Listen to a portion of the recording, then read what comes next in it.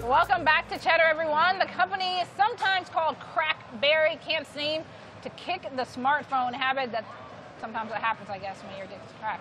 A year after saying it would stop making the devices in-house, BlackBerry is teaming up with Chinese manufacturer TCL to release a new all-touchscreen phone due out next month in October. It's the second device the companies are putting out together, having launched a KEYone earlier this year. Joining us now is Kevin McCulloch, founder of CrackBerry.com. Kevin, also known as CrackBerry. CrackBerry Kevin, CrackBerry yeah. Kevin. It's easy. The last name I like that. Well, yeah, CrackBerry Kevin is just or CBK. You know, it's funny. I just get CBK all the time. Yeah. These even got an acronym going for it. Yeah, all right. It's weird. Yeah. I love it. You brought the BlackBerry KEYone, but now the company is, with this new manufacturer, with TCL, will the company, this is the million-dollar question, probably the billion-dollar question, based on the industry, will the company be able to compete against Apple and Samsung? It's a good question. I think what we've seen this year with TCL taking over really the production, marketing, support of the phones in pretty much all regions around the world. It's not about going back to like a #1 status right away, right? It's about finding that niche of BlackBerry owners and giving them a product that represents what they've always loved over the years. So it's things like communication, efficiency, security, reliability, huge battery life, and of course physical keyboards. So this is a phone that's immediately recognizable. You can see it across the room. It's a BlackBerry, and there's still millions upon millions of people in the world who that's what they want. And actually coming in here today for going through the security right away, security guards like, is that the new KEYone? I bought one for my wife online on Amazon a couple weeks ago. She loves it. She won't give up her keyboard, and this one's on Android now, so it's got all the apps. So, what kind of really hurt them for years is no longer an issue. It's Android, it's running, Nougat right now, it's got everything, and then they're putting their BlackBerry flavor to it, which gives it a good position. Is it going to be running Oreo? Yeah, they announced support for Oreo's coming, so the KEYone will get upgraded to Oreo. And now it's in the US. They first showed the phone off in Barcelona at the end of February. That's kind of when they officially announced it. They said it would come to 5 markets only. I think at the time it was US, Canada, France, Germany, and the UK was where it was going to go. And now it's 30 markets and rolling out. So it's really, TCL, took a huge gamble. I mean, they're saying like, yeah, we'll take the risk financially to build these phones again, not really knowing if it's going to work. And all the indications I've seen is it's going better than expected. And they're now rolling it out broader. There's some rumors of more phones coming, which is good. When you call it KEYone, you got to expect there's going to be a KEY2 next year. So it's been a fun year, and one that I just didn't expect. I mean, I kind of killed off CrackBerry Kevin a few years back, and all of a sudden, all the fun is back. You're not Taylor Swift, which like the old Taylor Swift is dead. No, CrackBerry Kevin is back, everyone. He's alive. He's well. He's alive and well, yeah. And more. You know what? I've done. And he can come to the phone. There we go. Have you held it though? This is the thing. Let me hold it. So this is my personal stuff, Okay, so I won't go through later off camera. You can go do some Cheddar tweets if you want. No, this is nice. Can I show the apps? I don't know if I can not. So while she's showing that off too, let's talk about the target audience that you're really going after, because businessmen, businesswomen used to be the primaries that you were going after, and the way that a lot of businesses have shifted, it might be a bring your own device culture that they've got internally, or they might just be shifting towards the touch screen all the way. And of course, this has that. It's still got the QWERTY keyboard that we knew and loved back in the day when I had my BlackBerry and everything. So who are you really going after with this next wave too? So I think there's probably segments over time that'll change, right? Like step one for, I think, BlackBerry Mobile, TCL to be successful, it's get all the existing owners to upgrade. There are still, again, millions of people rocking the old BlackBerry OS or BlackBerry 10 phones.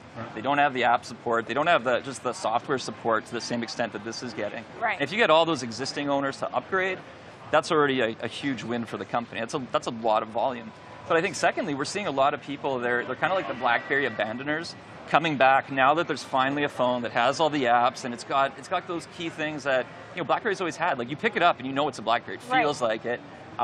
It's got crazy good battery life. Like this is a phone built for New York, where you can get you take it off the charger 6 a.m. It can be 3 a.m. and you're still going. And almost no phones in New York, do that. It's like a 2-day battery life type of thing. Right. I love that you brought that up because beyond this full touchscreen that BlackBerry is bringing back, they're also planning on making it water and dust proofing.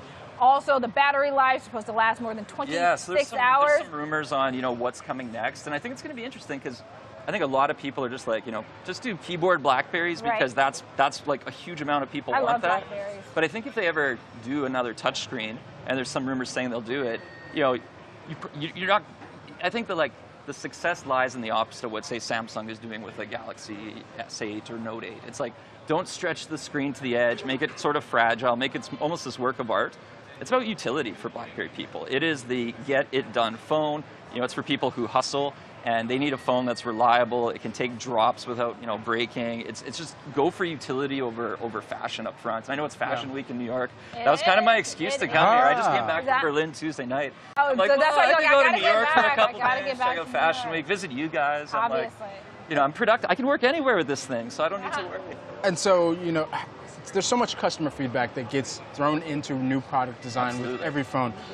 QWERTY and being able to have the keyboard, was that a part of the customer feedback that a lot of your core users still wanted to keep within the phone? Definitely. So I mean, it's funny. This year I've had, I think I've had like 17 CrackBerry meetups. Last time I was here in March, I did a New York meetup. Wait, what happens at a CrackBerry meetup? Yeah. Oh, we eat, we drink, and we play with all the phones. Is that really what happens at a CrackBerry meetup? Yeah, they're good. Yeah, I've never heard of a CrackBerry meetup. We do CrackBerry meetups. I've been like traveling the world this year, and the thing is, this is the thing. This is a phone that, despite everything that's happened to BlackBerry over the past years, the fans are super passionate.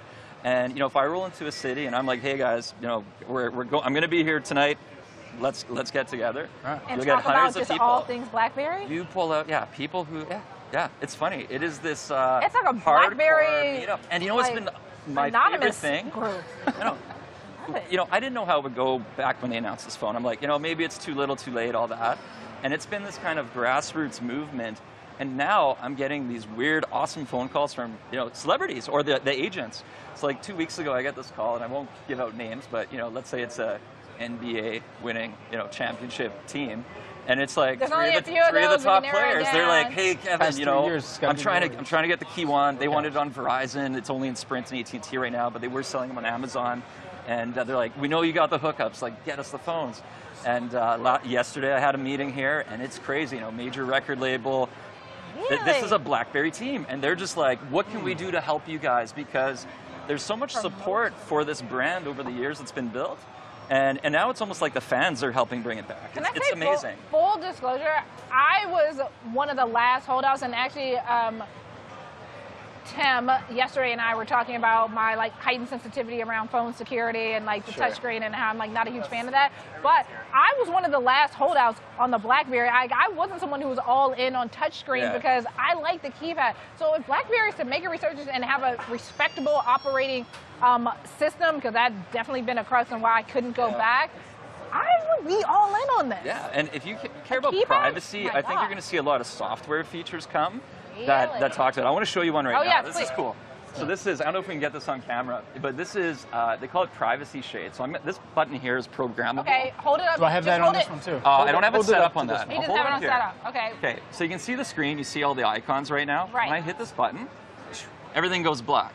It's like if you're on a train or whatever and there's people snooping over your shoulder. What button did you hit? This little side one. Okay. On and off. Okay. But I can then tap there and drag what I want to see. So I could read an email line by line. You can be like, this is like Secret Service so you level. don't have the creepers over your shoulder on the New York City subway. Not that happens. You can black it out and just Privacy Shade. And they have a lot more stuff coming like that speaks Privacy Shade. Privacy Shade. Throwing all the shade. All right. You don't need that sticky screen protector that makes it unreadable. Yeah. It's built into the software. So then if you go into an app though, in the Privacy Shade, can you also Privacy Shade within I don't know, within your text messages, only everywhere. what you're you typing? You could be watching and whatever, and a video, an appropriate one or inappropriate one. Right. You could be like, just show me this, or little circle. Yeah. This was tested at the CrackBerry Summit. We do test these at the CrackBerry meetups often. You are going to make me run out and get a BlackBerry. Yeah, good. I'm already a fan, so it's not going to take much convincing for myself. This is what's happening. So the price point then, too. Privacy screen. Price point's really, to me, it's super reasonable. What's reasonable? Let's talk numbers. So it'll vary a little bit depending where you're buying it. When they first announced that one, it was $550 US outright. AT&T launched it in space black, so this color. Okay. Same specs. It's actually $500 outright, but I think on contract it's as low as $16 or $18 a month. It's a very affordable phone. And the thing that blows my mind is before this I was using an iPhone 7 Plus. I was using a Google Pixel. those are phones that are hundreds of dollars more, and never in using this do you feel like it's you know, anything but premium. I will say, it feels very high end. say this. And it is very high. I love BlackBerry. This phone feels a lot heavier than my iPhone. Yes. Oh yeah. Weight-wise, it's which is significantly what you heavier. want. Do I want a heavy Yeah, phone? it's utility. That's the battery in there. It's telling you it's a tool, not a toy. This is not a media-centric device. I like that. It's a this tool, is a not a toy. communication device. This is not a toy, folks. Don't play with this. So what about the durability Play then? too, though. Actually, you can play a lot. Because when we think about how all of these companies are making sure that they're adjusting and tweaking all of the components so that it's durable, Yeah. Right. and that really appeals to the consumer, how has BlackBerry made sure that this next model really goes with the lifestyle of everybody who, like me, is a klutz and drops their phone about 15 times a day? So this one, you know, isn't rated waterproof with the keyboard. Hard to do. Maybe the Key 2, they'll do it. Super durable. I have a video up on YouTube. It's like CrackBerry Kevin's real-world durability test. And I step on it, I walk on it, I drop it, I throw it up in the air. I actually put 2 KEYones, an iPhone 7 Plus, and a Samsung Galaxy S8 on the top of my Tesla. Okay. Put it into launch mode. You Wait, know? I love that you have a Tesla. You're dropping so many nuggets of Little knowledge yeah. on us. Goodness, CrackBerry. BlackBerry life's good. BlackBerry summit in your life. I'm not a young kid. You know, it's the stem cells BlackBerry are keeping me young. You know, when I put it on my Tesla. Obviously. But launch mode, you floor it, all the phones go tumbling to the ground. Yeah. Which 2 don't break? 2 KEYones. Which 2 break? iPhone 7 Plus and S8. And that's real world. Like the number of times my wife has broken her phone because she, you know, wakes up in the morning, goes to the car, you know, puts her purse and everything on top, gets in, and drives away. Forgets that's up there. Forgets up there, right? Yeah. It just happens. It's like real world durability. So it's a built tough phone, and you'll see that continue. It's a priority for BlackBerry users, and I think BlackBerry knows that. So I expect it just them to lean into that more and more, you know. And it was a mistake they made a few years back. They started putting less battery life into their phones, like they just walked away from what really mattered. And I see right now with this phone this year and the reaction to it, it's got all that right je ne sais quoi that you want. Je ne sais quoi. Okay, Kevin, we do have to let you go, but I do want to point out, never in the history of Cheddar have we had a segment with 2 guys with 2 of the coolest set of eyeglasses I've ever seen in my life. CrackBerry Kevin rocking the blue. We got Brad Smith over here rocking the clear. I mean, I don't know if there's a challenge. It's a walk-off. That's that. There we go. Oh, wow. We got the crowd applause. I can't turn left. I'm not an omni-turner. That's a Zoolander quote for those of you who didn't know where he was going with that. Love that. Only on Cheddar. None other than Fashion Week, come on. We got to... CrackBerry Kevin, also known, if you don't know him by CrackBerry Kevin, as Kevin. Mitchelluk. Did I mess it up the first time? No, you got it right. It's fine. Just Mitchelluk. All right, there we go. CDK. It's easy. CrackBerry Kevin. That's what it is. Thanks so much for joining us. Thank you. So much fun. Thanks. Now come